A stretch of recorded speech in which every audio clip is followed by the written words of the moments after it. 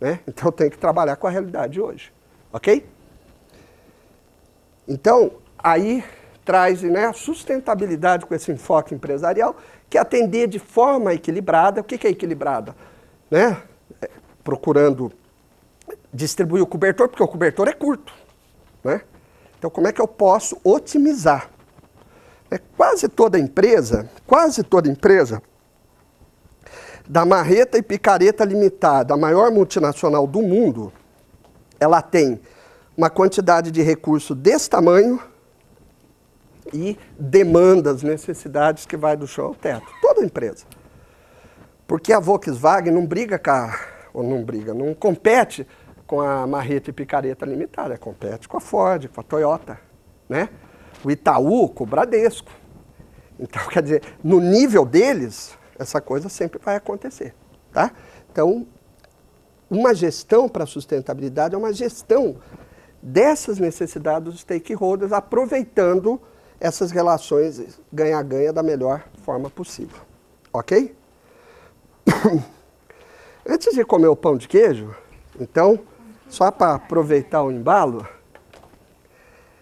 tudo bem em relação a isso? Alguma questão?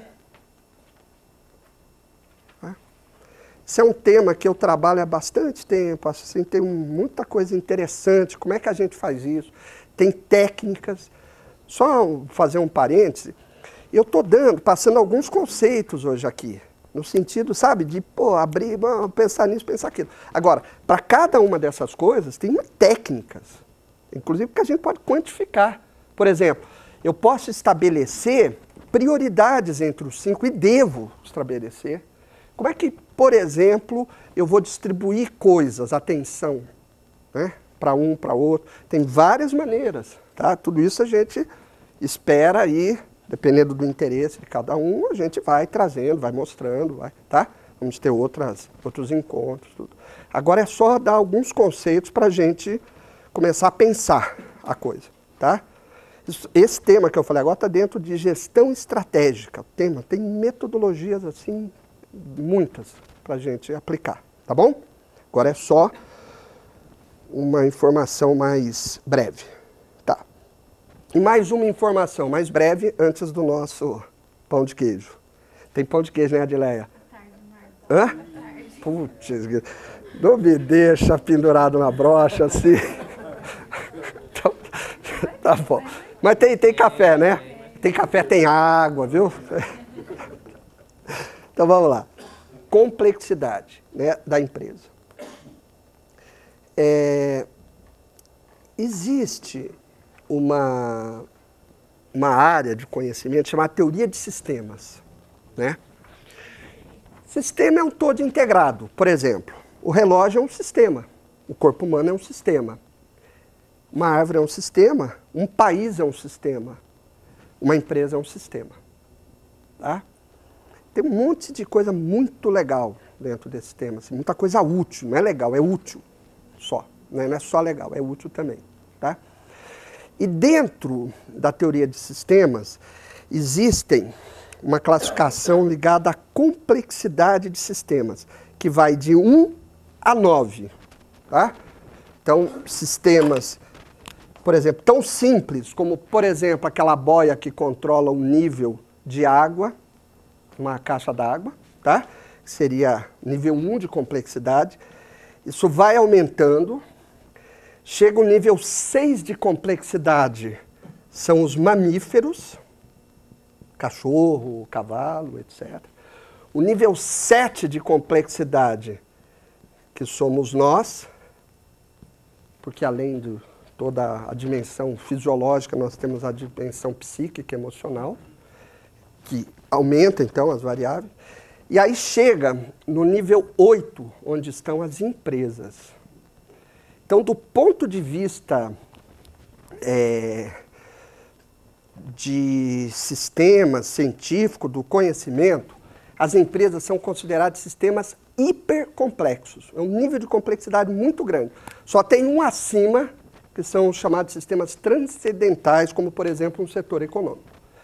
Então, nós temos que entender que a gente lida mesmo com um sistema que é hipercomplexo. Então, aquelas coisas que você vê assim, pode ficar tranquilo que enquanto você trabalhar na empresa, ele vai continuar existindo, não vai deixar de existir nunca. Tá certo? Por quê? Agora, por que ele é hipercomplexo? Porque tem muitas variáveis. Mas que variáveis são essas? Então, por exemplo, aquelas decorrentes dos stakeholders. Porque o proprietário quer ter lucro, quer ter um retorno sobre investimento. Tá certo? Com certeza. O empregado quer ter boas condições de trabalho. Tá certo? Com certeza. A sociedade quer uma administração responsável, assim por diante. Todos eles têm seus requisitos, são legítimos, suas demandas são legítimas. Agora vamos lá dentro da empresa. Pô, tem pessoa na empresa cuidando de dinheiro. Tem pessoas na empresa cuidando de pessoas. Eu tenho gente na empresa dando manutenção e equipamento. Tem gente na empresa vendendo. Tem gente na empresa comprando. Tem gente na empresa, espero, quase nunca tem na prática, mas esperamos que tenha, pensando o futuro. O gerente, supervisor de produção, está pensando no passado, que devia ter embarcado o lote há 2 horas atrás e aquela produção não solta. E todas essas demandas são legítimas, elas existem. Né? A empresa lida com fatores de qualidade, conformidade com especificação, Anvisa lá no cangote, né? Meio ambiente, segurança, né, dos operadores, tá? Questão de saúde ocupacional, não estou nem aí. Bom, mesmo se não estiver nem aí com o funcionário, qual é o custo de um afastamento de um funcionário? Né? Questão financeira, que é um detalhe, né? Questão financeira é um detalhe dentro da empresa, claro, mas também merece alguma atenção, ok? E aí é que é negócio. Existe realmente uma natural, não sei nem como é que eu chamo, assim, uma desorganização, conflitos de interesse. Por exemplo, se você pensar a empresa do ponto de vista da pessoa que cuida da área financeira, qual que é o nível de estoque que a empresa tem que ter? 0. Porque o cara tem que pensar fluxo de caixa. Para ele, é 0 o nível de estoque. Se você pensar com a cabeça de quem trabalha com planejamento e controle de produção, qual que é o nível de estoque? É muito alto. Esse está errado? Não está errado. Esse está errado? Não está errado. Ambos precisam. Agora, para a empresa, qual que é o nível de estoque ideal? Não é nenhum e nem outro. Isso que eu estou falando é uma coisa muito importante da gente perceber. Que é um fato óbvio, né? Quer dizer, não é nem esse nem esse. É algum ponto intermediário. E quase tudo na empresa é assim. Tudo na empresa é assim, porque ele é hipercomplexo. O cobertor é curto mesmo. Daí porque tem um postulado matemático, se prova matematicamente, né, que o ótimo, vou falar o bonito depois, né, o ótimo global é diferente da soma dos ótimos locais. Significa o seguinte, traduzindo na prática. O que é o ótimo global nesse exemplo? É o nível de estoque ideal para a empresa. Ele é diferente do ótimo para o setor de produção e é diferente do ótimo para o setor financeiro. Então, quando que eu vou chegar no que é melhor para a empresa? Quando eu pensar a empresa como um todo integrado. Não tem outro caminho. Não tem outro caminho. É simples assim. Isso é que a gente chama de enfoque sistêmico, enfoque estratégico. Que não tem, né? A gente às vezes fantasia, complica demais. É isso, é pensar. Nesse caso, o que eu chamo um, chamo o outro? Você precisa de fluxo de caixa, você precisa de produção. Tá certo. Como é que a gente vai chegar num acordo? Né? Para então, por quê? A capacidade depende, né, da corrente, que é a empresa, depende de todos os elos. Se faltar material ou se faltar dinheiro, vai ter problema. Tá? Então é esse alinhamento, isso que a gente chama de alinhamento, é uma coerência interna. Né? Fácil de fazer aí, foi só pegar o comando do PowerPoint e pôr todas as flechinhas enfileiradas, mas muito difícil de acontecer na prática, por várias razões, ok? Então, é buscar esse alinhamento, né?